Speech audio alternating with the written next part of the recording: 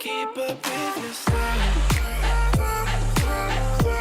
I can't keep up with your style. Hey, what is going on, everybody? This is Eric here with No Loss Production. Hope everybody's having a fantastic, wonderful day. Today, we're going to go over on how to fix the lag and stutter and how to get better performance out of your GPU for your PC. Now, the first one we're going to go over is for AMD chipset users. This issue had came up and made my gaming experience on PC just really bad. Like, I couldn't even experience the 60 frames. Like, it was just real bad. And then like if it did go over 60 frames, the whole thing froze and then crashed. Anyways, we figured out what it was, and what you want to do is go down here to the search bar and type in device manager.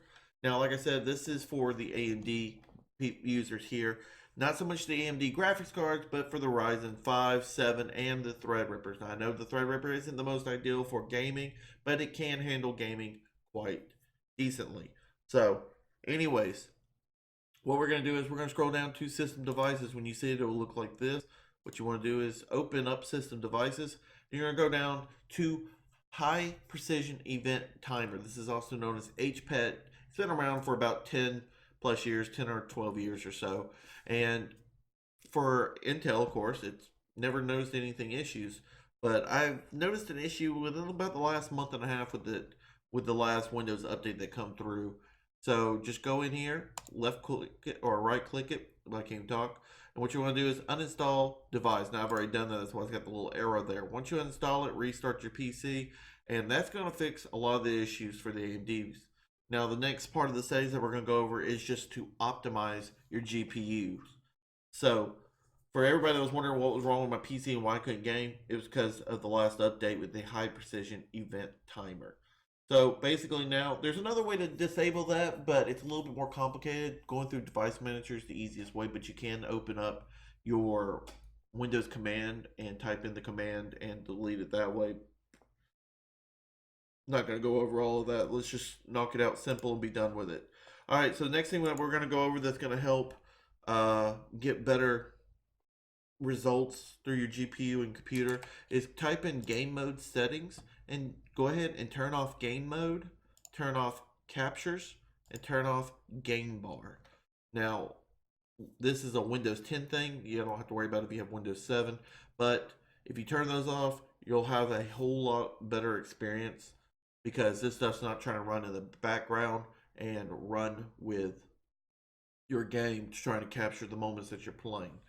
Also, what I did was, if you notice, I deleted the Nvidia Center or whatever it's called. I deleted that because, I mean, you can go in and turn off shadow play and all that stuff, but anytime it updates, it automatically turns all the settings back on, and then you have to go back and redo it. So it's just easier to go ahead and delete it all together. That way you don't have to worry about running shadow play and doing all that stuff in the background, and you'll get a better experience out of it. Next thing that we're going to go ahead and go to is, let's just go ahead and go to the Nvidia control panel. Now, also what helps is if you run the latest driver update.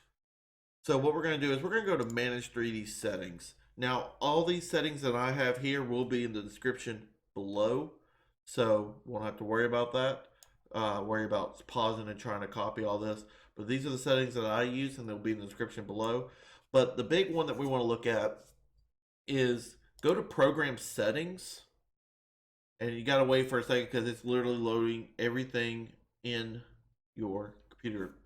So what you want to do is select Tom Clancy Siege. If it's not here, what you want to do is hit Add, and then you can just go down and find it. Or whatever game it is you're playing. And so basically you're going to go through, and I left everything as default here other than a few settings, which is right here. Thread optimization I turned to on, triple buffering I turned to on, and vertical sync I turned to off. And of course it's got the SLI rendering mode. If you're running SLI, make sure that that's actually on. You can actually either force it to render a 1 or 2, the GPU, a single GPU, but I go ahead and run the SLI. So right there, just the only settings you want to change is the thread optimization, triple buffering, and vertical sync off. And like I said, those will be in the description below as well. Make sure you hit apply once you change those settings, And that's on that one. Now, say you're playing and you're still noticing a little bit of throttling, you're having some issues. The last step here that we can run is go to power and sleep. And what you want to do is go to additional power settings.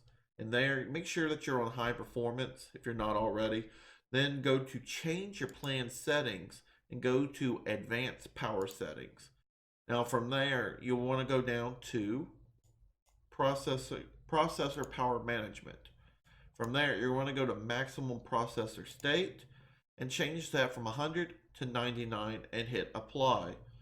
Now what that does is it keeps your CPU from going to turbo mode, and what that does is throttles everything else. So that will fix the rest of those issues.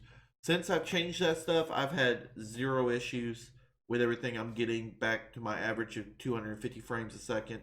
And while streaming or recording it, I am getting back to my 140 frames a second. So I don't know why when I'm recording, I guess because it's all on the same PC, but I take that 100 FPS hit. And when I was doing that without those settings, I was getting down to under 60. So it was really kind of annoying. So yeah. So with those settings, you should see a huge change in your PC.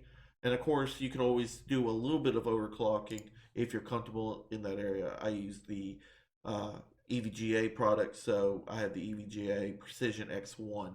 You might have an MSI, which then you'll have to download MSI Afterburner, and that's a whole nother video going over overclocking.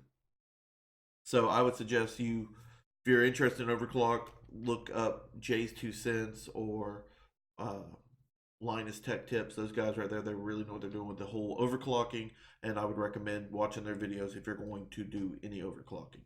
Other than that, that'll do it. Thank y'all so much for being here. I hope this helps y'all. You guys have a wonderful day, a wonderful night, and Godspeed. I can't keep up with your style.